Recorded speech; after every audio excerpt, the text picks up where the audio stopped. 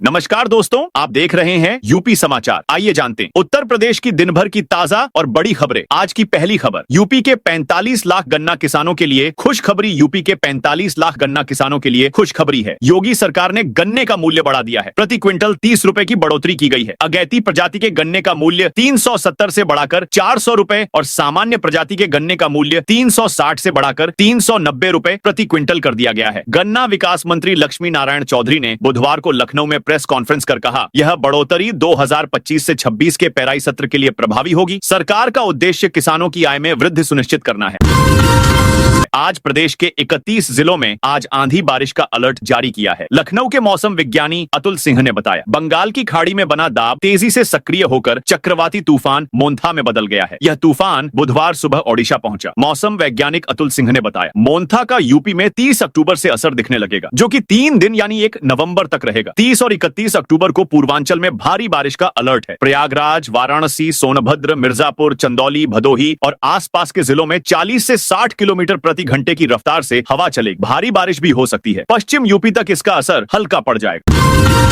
प्रदेश की 20 जेलों में भेजे जाएंगे 10,000 कंबल। उत्तर प्रदेश की 20 जेलों में बंद कैदियों को ठंड से राहत मिलेगी। उत्तर प्रदेश को 20 जेलों में बंद बंदियों को ठंड से राहत मिलेगी। जेल मुख्यालय की ओर से जारी किए गए आदेश के बाद प्रयागराज की सेंट्रल जेल के बंदियों ने कंबल बनाने का काम तेजी से शुरू कर दिया है। सेंट्रल जेल से प्रदेश की लगभग 20 जेलों को 10,000 कंबल भेजा रहा है, जिसमें कुछ जेलों को कंबल भेजा भी जा चुका है। सेंट्रल जेल में सजा याफ्ता बंदियों द्वारा कंबल बनाने का काम तेजी से चल रहा है। यूपी में 70% वोटरों को नहीं देने होंगे कागजात। यूपी में करीब 70% मतदाताओं को विशेष गहन पुनरीक्षण में अभिलेख नहीं दिखाने होंगे। मतदाता सूची में इन 70% मतदाताओं में से लगभग 48% के नाम सीधे सीधे शामिल हैं। बाकी मतदाताओं के नाम उनके माता पिता इत्यादि के नाम से सत्यापित कर लिए जाएंगे। फिलहाल प्रदेश में कुल 15 करोड़ 44 लाख मतदाता शामिल हैं। वर्ष 2003 में अंतिम बार SIR यहां पर हुआ था।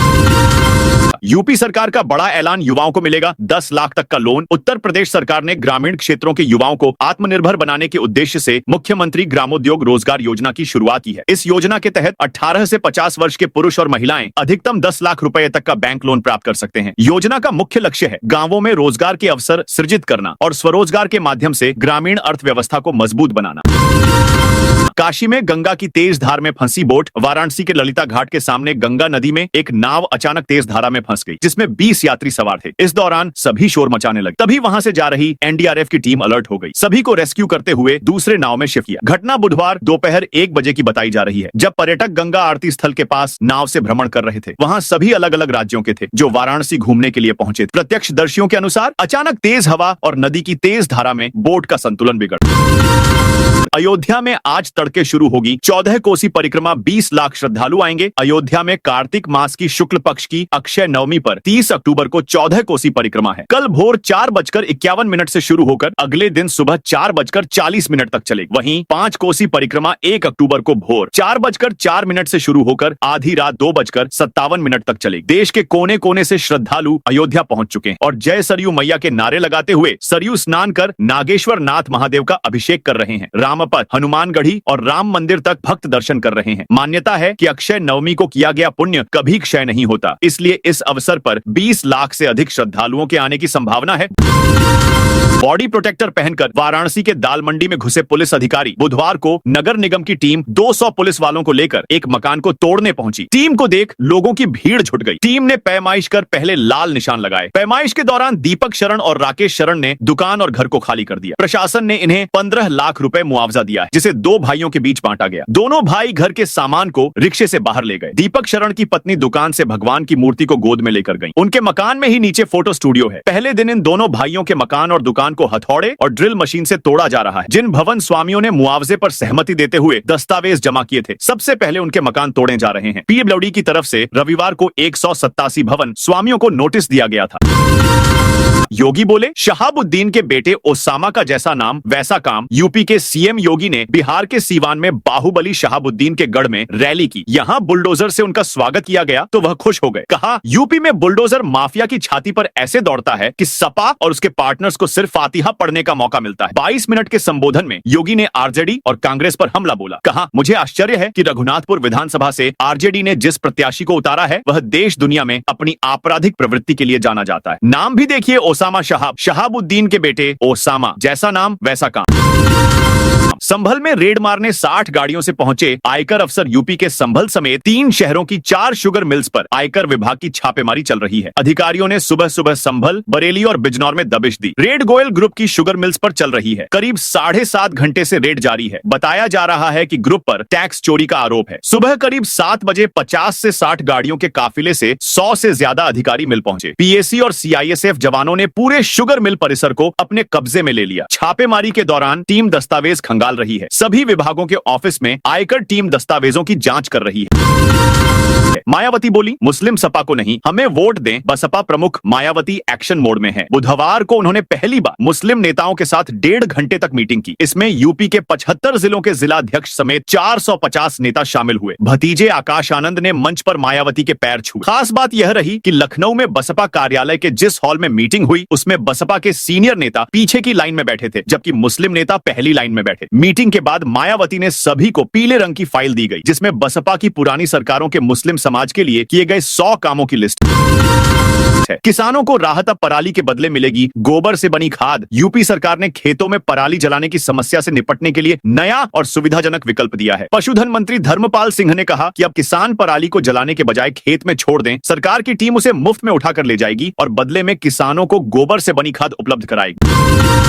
बरेली में मिशन 2027 लिखने पर सिपाही सस्पेंड। बरेली में फेसबुक पर अपनी तस्वीरों पर मिशन 2027 लिखने वाले सिपाही मोहम्मद साहिब को निलंबित कर दिया गया है। एसएसपी अनुराग आर्य ने उनके खिलाफ जांच के आदेश दिए हैं। उन्होंने कहा कि सिपाही की पोस्ट से यूपी पुलिस की गरिमा को ठेस पहुंची है। एसएसपी ने बताया कि यह सोशल मीडिया पॉलिसी 2023 का उल्लंघन है, इसलिए सिपाही को सस्पेंड किया गया है। यह भी जांच होगी कि उसकी पोस्ट का उद्देश्य क्या था और क्या वे किसी राजनीतिक मंशा से की गई थी। एक थप्पड़ का इंतकाम। मेरठ का सेंट्रल मार्केट धड़ाम। मेरठ की प्रमुख सेंट्रल मार्केट में 22 दुकानों वाला अवैध कॉम्प्लेक्स 25 से 26 अक्टूबर को ढा दिया गया। व्यापारियों, आवास विकास परिषद और अदालतों के बीच करीब 35 साल तक कानूनी लड़ाई चली। अब व्यापारी फूट फूट कर रो रहे हैं, बुलडोजर नीति का विरोध कर रहे हैं। इस कॉम्प्लेक्स पर कानूनी लड़ाई की शुरुआत साल 1990 से हुई थी, जब निर्माण रुकवाने पहुंचे आवास विकास परिषद के अधीक्षण अभियंता को एक व्यापारी ने थप्पड़ मार दिया था। हालांकि वो अभियंता और थप्पड़ मारने वाले व्यापारी अब जीवित नहीं है। इस बार डिजिटल होगी जनगणना। इन 3 जिलों में होगा प्री टेस्ट। भारत की पहली डिजिटल जनगणना की दिशा में बड़ा कदम उठाते हुए यूपी को देश की सबसे बड़ी फील्ड प्रयोगशाला बनाया गया है। राज्य के 3 क्षेत्रों अनूप शहर, बुलंदशहर, मिहीपुरवा, बहराइच और प्रयागराज नगर निगम के 7 वार्डों में जनगणना 2027 का प्री टेस्ट 10 से 30 नवंबर तक होगा। भारत की अब तक की सबसे व्यापक डेटा संग्रह प्रक्रिया की तकनीकी और प्रायोगिक तैयारी का हिस्सा यह ट्रायल होगा। यूपी में 8,000 करोड़ का बनेगा लॉजिस्टिक्स हब। उत्तर प्रदेश सरकार ने राज्य के औद्योगिक नक्शे पर एक और बड़ा कदम बढ़ाया है। ग्रेटर नोएडा के बोदाकी में 8,000 करोड़ की लागत से इंटीग्रेटेड इंडस्ट्रियल टाउनशिप और लॉजिस्टिक्स हब स्थापित किया जाएगा। यह प्रोजेक्ट भारत की राष्ट्रीय लॉजिस्टिक्स नीति के तहत विकसित किया जा रहा है, जिसका लक्ष्य देश के परिवहन और सप्लाई चेन नेटवर्क को अधिक कुशल और आधुनिक बनाना है। राम मंदिर के शिखर पर लहराएगा 11 किलो का ध्वज। अयोध्या में भगवान राम का मंदिर बनकर तैयार हो चुका है। रामलला की प्राण प्रतिष्ठा को 1 साल 9 महीने हो गए हैं। प्रधानमंत्री नरेंद्र मोदी 25 नवंबर को श्री राम जन्मभूमि मंदिर के शिखर पर धर्म ध्वजा फहराएंगे। केसरिया रंग की यह ध्वजा राम राज्य की परंपरा और मर्यादा का प्रतीक होगी। इस पर सूर्य, AUM और कोविदार वृक्ष के चिन्ह बने हैं। कोविदार अयोध्या का शाही वृक्ष है, जिसे कचनार भी कहा जाता है। मंदिर के 161 फीट ऊंचे शिखर पर 42 फीट का स्तंभ लगाया गया है। इसी पर 22 फीट लंबी और 11 फीट चौड़ी भगवा पताका लहराएगी। यह ध्वज पैराशूट फैब्रिक से बना है, जिसका वजन 11 किलो है। तेज हवाओं और आंधी तूफान में भी इसे कोई नुकसान नहीं होगा। यह चारों ओर चक्कर लगा सकेगा, यानी 360 डिग्री तक घूम सकेगा। अखिलेश यादव का SIR पर बयान। देशद्रोह जैसा इलेक्शन कमीशन के उत्तर प्रदेश समेत अन्य राज्यों में मतदाता सूची के विशेष गहन पुनरीक्षण SIR करने के ऐलान के बाद से सियासत गर्मा गई है। पक्ष और विपक्ष एक दूसरे पर आरोप प्रत्यारोप मढ़ रहे हैं। कौशल विकास मंत्री कपिल देव अग्रवाल ने सपा अध्यक्ष अखिलेश यादव के उस बयान पर निशाना साधा है, जिसमें उन्होंने कहा था कि यूपी में SIR से वोटरों के नाम कटने से भारत में नेपाल जैसे हालात होंगे।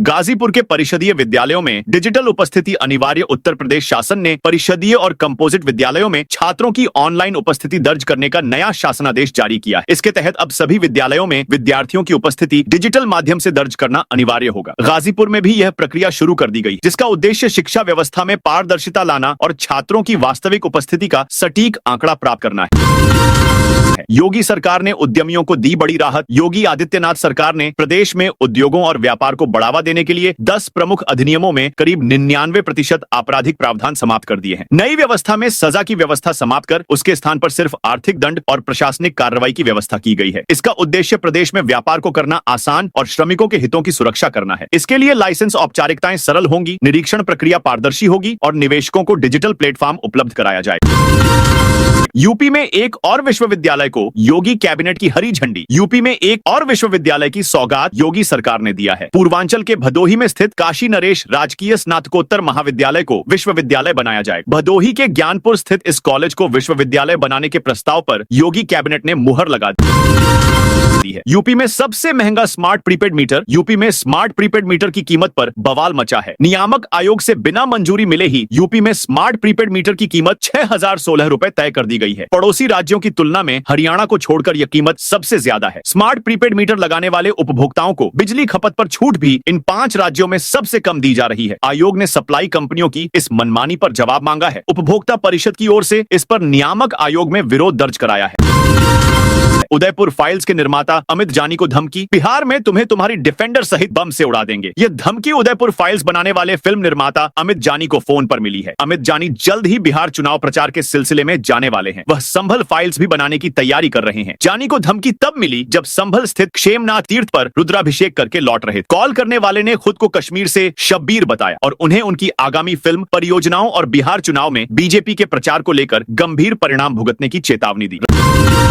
रामलला को अब तक 3000 करोड़ से ज्यादा दान। राम मंदिर निर्माण समिति के अध्यक्ष नृपेंद्र मिश्र ने कहा, देश भर के श्रद्धालुओं ने अब तक 3000 करोड़ रुपए से अधिक की राशि रामलला को समर्पित की है। वर्ष 2022 के बाद भी अनेक भक्तों ने बड़ी धनराशि दान में दी है। इरफान से आजम खान बोले, मेरी तरह तू भी लुटा है। कानपुर के पूर्व विधायक इरफान सोलंकी ने बुधवार को रामपुर में सपा नेता आजम खान से मुलाकात की। इरफान के साथ उनकी पत्नी और सपा विधायक नसीम सोलंकी और उनके चाचा भी थे। दोनों परिवारों के बीच ये मुलाकात करीब 35 मिनट चली। आजम ने इरफान सोलंकी को देखकर कहा, आए गुल्ले फशूला, लगा लूं तुझे गले। मेरी तरह से तू भी लुटा है बाहर में। तो बाहर में लुटे हुए लोग आ जाते हैं तो अच्छा लगता है। यूपी के इन 7 शहरों में घर खरीदारों के लिए खुशखबरी। उत्तर प्रदेश के 7 बड़े शहरों में घर खरीदने वालों के लिए खुशखबरी है। उत्तर प्रदेश आवास विकास परिषद अब 30 अक्टूबर से 15% तक सस्ते फ्लैट बेचने जा रहा है। यह योजना पहले आओ पहले पाओ के आधार पर लागू की गई है। परिषद ने बताया कि इस योजना के तहत लखनऊ, गाजियाबाद, कानपुर, आगरा, मेरठ, सहारनपुर और मुरादाबाद में करीब 10,000 फ्लैट उपलब्ध कराए जाएंगे। ममता कुलकर्णी ने किए गोरक्षनाथ के दर्शन। महामंडलेश्वर यमाई ममता नंद गिरी पूर्व अभिनेत्री ममता कुलकर्णी मंगलवार को गोरखपुर पहुंची थी। बुधवार शाम को उन्होंने गोरखनाथ मंदिर जाकर बाबा गोरक्षनाथ के दर्शन किए और पूजा अर्चना की। मंदिर परिसर में मौजूद साधु संतों से भी उन्होंने मुलाकात की। मंदिर के पुजारियों ने बताया, ममता कुलकर्णी ने गोरक्ष पीठाधीश्वर योगी आदित्यनाथ के लिए भी मंगल कामनाएं की। उन्होंने कहा कि वे लंबे समय से बाबा गोरक्षनाथ के दर्शन करने की इच्छा रखती थी, जो आज पूरी हुई। लखनऊ में सपा कर रही दलितों की गोलबंदी। लखनऊ में समाजवादी पार्टी की अंबेडकर वाहिनी ने आगामी 2027 विधानसभा चुनाव को ध्यान में रखते हुए संगठन विस्तार की रणनीति तेज कर दी है। बुधवार को मोहनलालगंज सांसद आर के चौधरी के कार्यालय पर बैठक हुई। लखनऊ की 9 विधानसभाओं में प्रभारी नियुक्त किए जाएंगे, जो ब्लॉक और बूथ स्तर पर संगठन को मजबूत करें। सपा अंबेडकर वाहिनी की यह महत्वपूर्ण बैठक मोहनलालगंज से सांसद माननीय आर चौधरी के कार्यालय पर हुई। बैठक की अध्यक्षता राष्ट्रीय उपाध्यक्ष तरुण रावत ने की, जबकि संचालन राष्ट्रीय महासचिव रामबाबू सुदर्शन ने किया। बैठक में लखनऊ की सभी 9 विधानसभाओं के राष्ट्रीय पदाधिकारी मौजूद रहे। कानपुर में कांस्टेबल ने महिला से छेड़खानी की। कानपुर में बुधवार दोपहर एक कांस्टेबल ने महिला से छेड़खानी की। वह बाजार से स्टैंप खरीद कर लौट रही थी। महिला ने घर आकर मां बहन से आपबीती सुनाई। फिर तीनों बाजार पहुंचे और कांस्टेबल को दबोच लिया। कांस्टेबल ने दबंगई दिखाते हुए महिला का हाथ मरोड़ दिया। उसके हाथ की चूड़ियां टूट गईं। महिला ने हिम्मत दिखाते हुए कांस्टेबल की कॉलर पकड़ ली और उसे पुलिस के हवाले कर दिया। आगरा यूनिवर्सिटी के हर संस्थान में लगे सीसीटीवी आगरा के डॉक्टर भीमराव अंबेडकर विश्वविद्यालय में शोध छात्रा और प्रोफेसर के बीच हुए विवाद के बाद अब कुलपति ने सुरक्षा और अनुशासन को लेकर कड़े निर्देश दिए हैं। कुलपति सचिवालय स्थित बृहस्पति भवन में बुधवार को एक आपात बैठक आयोजित की गई। सभी संस्थानों में सीसीटीवी कैमरे लगाने के निर्देश दिए गए। बैठक की अध्यक्षता कुलपति प्रोफेसर आशु रानी ने की। बैठक में विश्वविद्यालय के कुल सचिव अजय कुमार मिश्रा, सभी आवासीय संस्थानों के निदेशक, विभागाध्यक्ष एवं प्रभारी उपस्थित रहे। बरेली बवाल के 2 आरोपियों की गिरफ्तारी पर रोक। इलाहाबाद हाईकोर्ट ने बरेली हिंसा के मामले में आरोपियों को अंतरिम राहत दे दी। हिंसा के आरोपी नदीम खान और बबलू खान को इलाहाबाद हाईकोर्ट से मिली बड़ी राहत मिली है। दोनों भाइयों की गिरफ्तारी पर हाईकोर्ट ने अंतरिम रोक लगा दी। जस्टिस सिद्धार्थ वर्मा और जस्टिस राम मनोहर नारायण मिश्रा की डबल बेंच में मामले की सुनवाई हुई। हाईकोर्ट ने चार्जशीट दाखिल होने तक गिरफ्तारी पर रोक लगाई है। अब तक दोनों भाई फरार चल रहे हैं।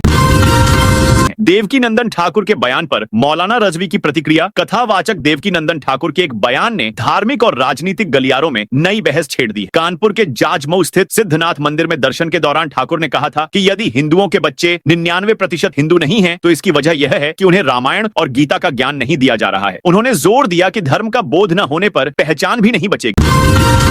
महिला संपन्न है इसीलिए नहीं मिलेगा। भरण पोषण आगरा में एक महिला द्वारा दायर भरण पोषणवाद को अदालत ने खारिज कर दिया है। महिला ने दावा किया था कि पति उसे गुजारा भत्ता दें, लेकिन अदालत ने पाया कि वह स्वयं आयकर दाता है और अपने जीवन निर्वाह के लिए पूरी तरह सक्षम है। मामला कमला नगर की निवासी महिला का है। उसकी शादी 21 अक्टूबर 2007 को नेहरू नगर थाना हरि पर्वत निवासी पुरुष से हुई थी। यह दोनों की दूसरी शादी थी और इस दंपति के 2 बेटियां। पति पत्नी के बीच मतभेद बढ़ने के बाद दोनों अलग रहने लगे। बेटियां पिता के पास ही रहीं और पिता ने उनका पालन पोषण संभालते हुए उन्हें शहर के नामचीन स्कूल में दाखिला दिलाकर अच्छी शिक्षा सुनिश्चित की। रवि किशन का खेसारी को जवाब। मेरे शब्द बाण से नहीं बचेंगे। जहां सनातन विरोध की बात आएगी, प्रभु श्री राम का मंदिर क्यों बना, यह सवाल उठेगा, तो मेरा सगा भाई ही क्यों ना हो, मेरे शब्द बाण से बच नहीं पाएगा। आप चुनाव जीतिए, आसमान में जाकर छपना जाइए, लेकिन भगवान राम सनातन का अपमान भैया हो माई हो मत करा, बहुत चोट लगेला। यह कहते हुए गोरखपुर सांसद और एक्टर रवि किशन ने खेसारी लाल यादव के बयान पर पलटवार किया। दरअसल 2 दिन पहले खेसारी ने कहा था, राम मंदिर तो जरूरी है, लेकिन उससे जरूरी है देश में स्कूल, हॉस्पिटल और बाकी जरूरी व्यवस्थाएं। खेसारी बिहार की छपरा से आरजेडी के टिकट पर विधानसभा चुनाव लड़ रहे हैं। सुल्तानपुर में मनरेगा में 22 मजदूरों की फर्जी हाजिरी। सुल्तानपुर के दोस्तपुर ब्लॉक की सैलखा ग्राम पंचायत में मनरेगा योजना के तहत बड़े घोटाले का खुलासा हुआ है। यहां मिट्टी कार्य में एक ही फोटो का उपयोग कर 26 मजदूरों की फर्जी हाजिरी दर्शाई गई है। इस फर्जीवाड़े में अधिकारियों और रोजगार सेवक की मिलीभगत से सरकारी धन के दुरुपयोग का आरोप है। ग्राम पंचायत सैलखा में अमनुल्लाह के चक से वहीद के चक तक नाला खुदाई का कार्य मनरेगा योजना में दर्ज। दस्तावेजों में इस कार्य पर प्रतिदिन 26 मजदूरों की हाजिरी दिखाई गई। हालांकि जब कार्यस्थल का निरीक्षण किया गया तो नाले की खुदाई का कोई काम नहीं हुआ था और स्थिति जस की तस बनी हुई थी। 28 अक्टूबर की जियो टैगिंग फोटो भी कार्यस्थल पर किसी गतिविधि के न होने की पुष्टि करती है। लखनऊ में सीएम योगी का जलता पुतला पुलिस ने छीना। लखनऊ विश्वविद्यालय के बाहर समाजवादी छात्र सभा के सदस्यों ने जमकर हंगामा किया। सीएम योगी का पुतला फूंका। इस दौरान उनकी पुलिस से झड़प हो गई। पुलिस ने उनसे जलता हुआ पुतला छीन लिया। छात्रों ने कहा, मिशन शक्ति फेल हो गया है, गुंडे बेटी को घर में घुसकर मार रहे हैं, महिलाएं सुरक्षित नहीं हैं, वे जेल कब जाएंगे। मड़ियाम इलाके में बीते दिनों छात्र के साथ हुई मारपीट की घटना को लेकर छात्र लखनऊ विश्वविद्यालय के गेट पर जमा हुए। यहां जमकर नारेबाजी और प्रदर्शन किया। समाजवादी छात्र सभा के शिवा यादव ने कहा, यह बेहद शर्मनाक है कि लगातार महिलाओं के साथ ऐसी घटनाएं घट रही हैं। मेरठ नगर निगम ने सड़कों पर कराया पानी का छिड़काव। मेरठ में दीपावली के बाद से बढ़ते प्रदूषण स्तर और खराब होती वायु गुणवत्ता को देखते हुए नगर निगम ने शहर में मिस्ट फॉगिंग अभियान शुरू कर दिया है। बुधवार को निगम की मिस्ट स्प्रेयर गाड़ियां गंगानगर, बेगमपुल, आबू लेन और दिल्ली रोड पानी का छिड़काव किया गया ताकि धुलकणों को जमीन पर बैठाया जा सके और हवा में मौजूद प्रदूषक तत्वों की मात्रा घटाई जा सके। जम्मू मंडल में बारिश के बाद रेल संचालन बहाल। जम्मू मंडल में हाल ही में हुई भारी बारिश और जल भराव के कारण बाधित हुआ। रेल संचालन अब बहाल कर दिया गया है। रेलवे प्रशासन ने घोषणा की है कि मुरादाबाद मंडल से गुजरने वाली कई ट्रेनें निर्धारित तिथियों से अपने मूल मार्गों पर फिर से चलेंगी। वाराणसी में रशियन ने खुद को कमरे में बंद किया। वाराणसी में बुधवार दोपहर होटल टाउन हाउस में पुलिस ने छापेमारी कर एक सेक्स रैकेट पकड़ा। इस दौरान 2 रशियन युवती ने खुद को कमरे में बंद कर लिया। पुलिस दरवाजे का लॉक तोड़कर अंदर घुसी, तब तक रशियन कमरे की खिड़की से भाग चुकी थी। पुलिस उसकी तलाश कर रही है। इससे पहले पुलिस ने अलग अलग कमरों से 4 युवतियों को आपत्तिजनक स्थिति में पकड़ा। एक होटल मैनेजर समेत सभी को हिरासत में लिया, जबकि दूसरा मैनेजर पुलिस को देखकर पीछे के दरवाजे से भाग गया। दरअसल पकड़ी गई युवतियों ने ही रशियन लड़कियों की जानकारी दी थी। मामला कैंटोनमेंट क्षेत्र के होटल टाउन हाउस का है। बीएलओ 4 नवंबर से घर घर जाकर दें गणना फॉर्म। प्रतापगढ़ में भारत निर्वाचन आयोग के निर्देशानुसार निर्वाचक नामावलियों का विशेष प्रगाढ़ पुनरीक्षण अभियान शुरू हो गया है। इस अभियान के तहत बूथ लेवल अधिकारी 4 नवंबर से 4 दिसंबर 2025 तक घर घर जाकर गणना प्रपत्र उपलब्ध कराएंगे। इसका मुख्य उद्देश्य सभी पात्र नागरिकों का नाम मतदाता सूची में शामिल करना और त्रुटियों को ठीक करना है। पूर्व सांसद दिनेश लाल ने की सीएम योगी से मुलाकात। आजमगढ़ के पूर्व बीजेपी सांसद और भोजपुरी सिनेमा के कलाकार दिनेश लाल यादव निरहुआ ने बुधवार को उत्तर प्रदेश के मुख्यमंत्री योगी आदित्यनाथ से शिष्टाचार भेंट की। इस मुलाकात के दौरान निरहुआ ने अपने गृह जनपद गाजीपुर के सैदपुर भीतरी सादियाबाद मार्ग के सुदृढ़ीकरण और चौड़ीकरण की मांग मुख्यमंत्री के समक्ष रखी। उन्होंने इस संबंध में एक पत्रक भी मुख्यमंत्री को सौंपा। मुख्यमंत्री योगी आदित्यनाथ ने इस मार्ग को क्षेत्रीय विकास की दृष्टि से महत्वपूर्ण बताया और शीघ्र कार्रवाई का आश्वासन दिया। इस दौरान निरहुआ ने आजमगढ़ जनपद की सड़क, शिक्षा और रोजगार से जुड़ी विभिन्न जन समस्याओं पर भी मुख्यमंत्री से चर्चा की। मेयर बोली, जिन होर्डिंग बैनर में मेरी फोटो उनको पहले हटाएं। कानपुर नगर निगम में मेयर प्रमिला पांडेय एवं नगर आयुक्त अर्पित उपाध्याय की संयुक्त अध्यक्षता में वायु गुणवत्ता सुधार और अतिक्रमण के संबंध में बैठक हुई। मेयर ने प्रभारी अधिकारी विज्ञापन विजय को निर्देशित किया कि शहर की हर सड़क, गली अवैध विज्ञापनों, होर्डिंग ऑफ बैनर से पट गई है, इसे तत्काल हटाया जाए। सबसे पहले जिसमें मेरी फोटो लगी हो उन विज्ञापनों को हटाएं। चित्रकूट में 32 करोड़ का सीवरेज प्रोजेक्ट अधर में लटका। चित्रकूट में मंदाकिनी नदी को स्वच्छ बनाने के उद्देश्य से शुरू किया गया 32 करोड़ रुपए का सीवरेज प्रोजेक्ट अब भी अधूरा पड़ा है। यह योजना अक्टूबर 2024 तक पूरी होनी थी, लेकिन 1 साल से अधिक बीत जाने के बाद भी काम ठप है। ठेकेदार की लापरवाही और विभागीय उदासीनता से नाराज स्थानीय लोगों और बुंदेली सेना ने मुख्यमंत्री डॉक्टर मोहन यादव से हस्तक्षेप की मांग की है। बुंदेली सेना के जिलाध्यक्ष अजीत सिंह ने बताया कि योजना के तहत नयागांव से कामतान तक लगभग 5000 घरों, मठों, मंदिरों और प्रतिष्ठानों को सीवरेज लाइन से जोड़ने का लक्ष्य था। सीडीओ ने छात्रवृत्ति पर दिए सख्त निर्देश। गाजीपुर में मुख्य विकास अधिकारी सीडीओ संतोष कुमार वैश्य की अध्यक्षता में दशमोत्तर छात्रवृत्ति एवं शुल्क प्रतिपूर्ति योजना पर एक महत्वपूर्ण बैठक हुई। कलेक्ट्रेट सभागार में आयोजित इस बैठक में वित्तीय वर्ष 2024 से 25 के वंचित छात्रों और 2025 से 26 के सभी विद्यार्थियों की छात्रवृत्ति प्रक्रिया की समीक्षा की गई। तो दोस्तों, यह थी आज उत्तर प्रदेश के सभी जिलों की दिन भर की ताजा और बड़ी खबरें।